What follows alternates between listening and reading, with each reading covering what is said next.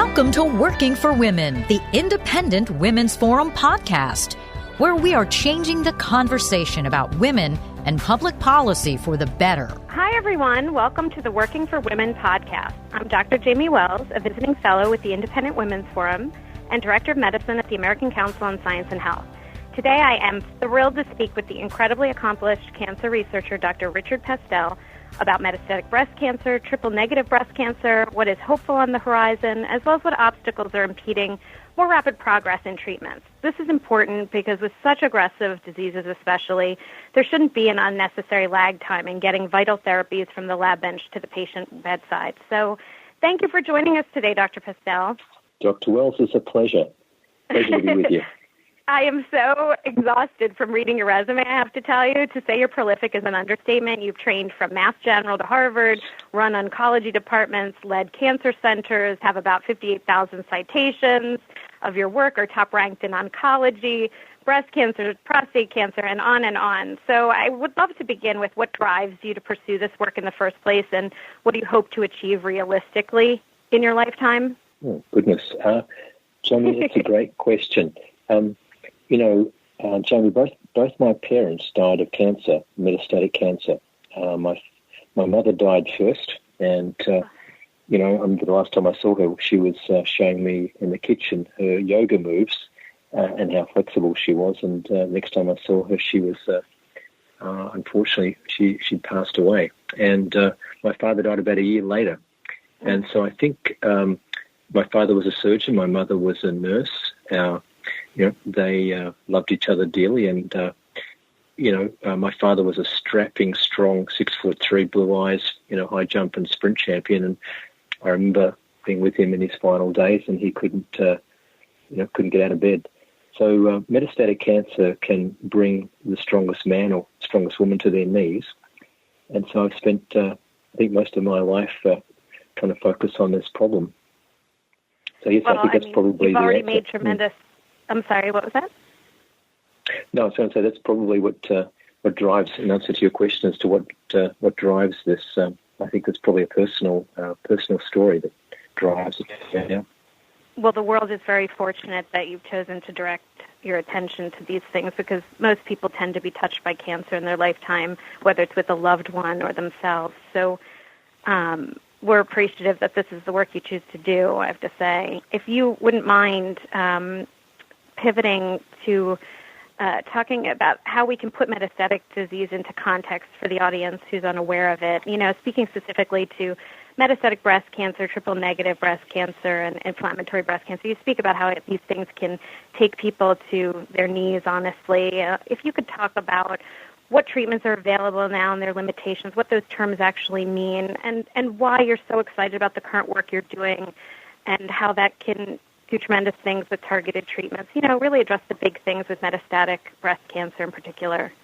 And Jamie, I think it's very important for everybody listening to understand that there's been a very important shift in thinking. So when I went to medical school, people thought about cancer as a disease. You see a lump, and the treatment was to treat that original lump. But now we know that the cancer is circulating in the bloodstream, and we can actually now measure those cancer cells circulating in the bloodstream. And so I think a good example is if we think of cancer like we think of diabetes. So in the case of diabetes, the pancreas is a real problem to fix once the patient has diabetes. However, we can manage the circulating blood glucose. And so the shift in thinking in my laboratory has been, how can we manage the circulating tumor cells? Because just like the blood sugar in diabetes, which affects the blood vessels in the eyes, which affects the kidneys, which ultimately leads to the death of the patient, so the cancer cells circulating in the bloodstream ultimately leads to the death of the patient. And so what we've tried to do is to find a new approach to treating the metastatic, the circulating cancer cells in the bloodstream. Because if we can block the spread of the disease, we can block the circulation of these tumor cells in the bloodstream, then a patient can live with their cancer. So, Jamie, we set about trying to understand what drives the blood circulating cancer cells. And just like a car that's driving on the road, there's a key that you turn to turn on the engine and make the car drive. And we found one of the key ways in which a cancer cell starts to spread is through a receptor, and that receptor is called CCR5. And this is very surprising, but this receptor, CCR5, is turned on when a cell becomes cancerous. Normal cells don't have it. Normal breast cells don't have CCR5. Normal prostate doesn't have CCR5. In fact, it's only expressed on a small subset of cells. These are cells involved in the immune response. So the change has been, when we looked at 2,200 patients with breast cancer, we found, looking for something that could be driving the spread of the cancer, that this receptor is turned on in 50% of patients with breast cancer and nearly all the patients with triple-negative breast cancer. And so when we found that nearly all these patients with triple-negative breast cancer turn on CCR5, we asked the question, what does CCR5 do? And we found that CCR5 is driving the spread of the cancer cells in the bloodstream. And if we block CCR5 in the preclinical studies, we can block the spread of breast cancer to the lungs almost completely. So this is an exciting opportunity. It is exciting because I think people need to understand that traditional chemotherapies don't often just kill the cancer cells, they can kill people's healthy cells. So what you're working on, if you could touch on why it's different than what it does for a patient that's different than traditional chemotherapy, that would be helpful. Absolutely. So Jamie, it's very important to understand exactly what you said. Most chemotherapies circulate throughout the body, and they affect all the proliferating cells in the body. And that's why people who take chemo and these other types of drugs have diarrhea and vomiting. Basically, every cell that proliferates is affected by chemotherapy. Now, in the case of this new discovery, CCR5, it's only expressed on the cancer cells that spread through the bloodstream. And the other cells it's expressed on are a small subset of T cells. Now, the reason we know this is a perfect target is people can live without CCR5. In fact, people who have mutations for CCR5 don't get HIV infections. They're resistant to bubonic plague. So it's a very unique opportunity, a very unique receptor. And as you say, it's uniquely expressed just on these cancer cells and a subset of immune cells. And so, yes, indeed, we're able to target very specifically just those cancer cells that are spreading in the bloodstream. And ideally for patients, that would mean less side effects than traditional therapies, which cause a lot of the problems. Do you think Jamie, I'm sorry? No, Jamie, I was going to say, what you say is true. Not only is the side effects less, but the particular antibody that we are using in a clinical trial that has just only in November this year been approved for triple-negative breast cancer has now been tested in more than 660 patients and shown to have no serious adverse events. So yes, it's a very this technology, this antibody to CCR5 that is now being tested in a clinical trial has been used in a large number of patients without any serious adverse events. And so we know this technology is selective, and we know this technology is safe.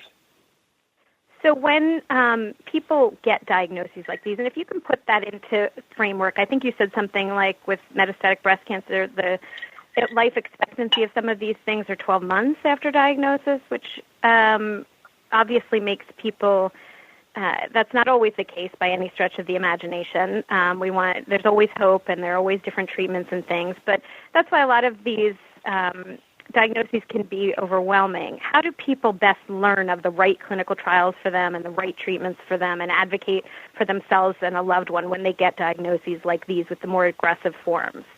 What would you recommend to them? Jamie, you're absolutely right that of all the different types of metastatic breast cancer, triple-negative breast cancer is the most deadly. And many patients, most patients, are dead within a year and year and a half. And so, yes, this is a very deadly form of metastatic breast cancer, and it's more common in the African American community. It's more common in women with Ashkenazi Jewish background. And right now, there's no targeted therapy for triple-negative breast cancer. And so the finding that CCR5 is turned on in triple-negative breast cancer, for me, is personally a very exciting opportunity. The way in which patients find out about opportunities for treatment of cancer in general is through a website, NIH, clinicaltrials.gov. Is a very good record of the clinical trials that are currently open to accrual. So this is one way in which patients can be empowered to look for the clinical trials that are open in their particular disease site, so clinicaltrials.gov. Mm-hmm. And in general, we find that National Cancer Institute designated cancer centres have access usually to a broad repertoire of new clinical trials. And I certainly would encourage patients to become very active in their own management. It's very empowering. And certainly the NCI-based, National Cancer Institute-based clinical trials run through the NCI-designated cancer centres usually provide patients with what is the best at the moment and what could potentially be better than what's available at the moment through a clinical trial. And that speaks to a lot of the current design of things. You know, some amount of regulation in the field of research and development is important to protect patient safety, but it's also important that there's a balance so that innovation isn't stifled. As a cancer researcher who's made a lot of advances so far and has many yet to come, my faith is in you. What frustrates you most about the current design of research and development for targeted therapies, and what would be your perfect system of getting your work from idea to the lab to the patient in the most expedited way that's safest for them? Great. Jamie, great question. So, as you know, I've been looking after patients on and off since I started first looking after patients back almost 37 years ago. And during that time, I think what I've realized is the opportunities are very much in the United States. So the opportunities here have been, are, and will be in the future in the US, because this is where the innovators, the entrepreneurs, and the federal government funding for new ideas on the treatment of cancer are available. And I think also there's a can-do attitude here. It's American, not Americant. So in terms of the way in which the disease is going to be cured, it takes a critical mass of enthusiastic people with new ideas, which are resourced with a federal government to move things forward. In addition, I would say that the use of capital markets, a buoyant economy like the US and many other countries, but the use of capital markets to fund the important new discoveries through biotechnology companies and big pharma is also critical in moving discoveries forward. There's a gap which occurs between academia and the patient's bedside. Some people refer to this as the accountability gap, because there has to be accountability of academic organizations to the patients they ultimately serve. The capital markets, biotech companies, investors, are part of the key in bring those discoveries from the bench at academic organizations to the bedside where patients need it most. So in terms of frustrations... What do you think the resistance is in the academic realm in terms of, you know, we live in a culture of, you know, academia is pure and industry and things are less pure, but they all need to integrate with one another, in my view, to advance these kinds of diseases. How do you think that you can make a change in that so we can get the most quick treatments that are safest to people with all of these things at play? Well, Jamie, in answering your question about the fastest way to get these discoveries from a person's mind to a patient's bedside, the first part of my answer was do it in America, because that's where a lot of people have marched. They've voted with their feet. They've come to the US and they've said, this is where we're going to make a difference. This is where we're going to make these discoveries, and this is where new medicines are going to be translated into patient care. So the first part of this formula is an environment which welcomes the innovators, entrepreneurs, academicians, and the people with great ideas to work together in a collaborative environment. The next step really is, how do you fund something like that? And again, having a buoyant economy to fund it is part of that solution. But then when you get granular, as you're asking now, and say, what is it within academic environments that are a barrier to translating these discoveries? I think there have to be checks and balances in place at academic organisations where there is a distinct type of responsibility in academic organisations, but there has to be a smooth pass-off. So if you think of academic organisations, they're quarterbacks, and they have small biotechs running the ball, or they have entrepreneurial environments which run the ball. But there has to be this smooth handoff. Some places do it extremely well. City of Hope does it extremely well. Many of the NCI-designated cancer centres are great quarterbacks to pass these balls on to small biotech startups. But nowhere does it better than the US. Well, that is very encouraging and wonderful to hear. And I sadly, we're running short on time. I feel like I could talk to you forever about this, but I do want to know what you think the most crucial take-home points would be on this topic before we do run out of time. What do you want to leave people with? How can they make a difference in terms of supporting your work, and how can people reach out to you and learn more about what it is that you're doing and the ways that can be helpful in our culture to advance such progress in cancer research? Well, I'd say the most powerful force in change are advocates. And the vocal and enthusiastic voice of patients and patient advocates are an absolutely essential part of driving these new discoveries to cures. Breast cancer and other cancer types, advocacy groups, particularly in the US, have been absolutely instrumental in driving new technologies to make and bring dramatic improvements in the lifespan of people. And what could be more valuable than providing an extension of life to your loved ones? So in closing, if there was one message, is everyone who's listening, if you have loved ones who are affected by this disease, become involved in this process, because the one place in the world where this could really happen is through advocacy in this country, using the discoveries that are taking place every day, getting behind this and helping push things towards the patient and towards the bedside. I have to say thank you so much for taking the time with us today. And this is such a topic that is on everyone's hearts. And I know with people like you with this kind of passion and dedication, we'll be making differences. And we already have. In the short, you have a lot of life left in you, so we expect great things for you to continue. So thank you for being here today. Thanks to the audience for joining our conversation. If you enjoyed this interview, consider subscribing to this podcast on iTunes and leaving a rating or review for us. You can learn more about the topic on iwf.org, and we'll see you next week.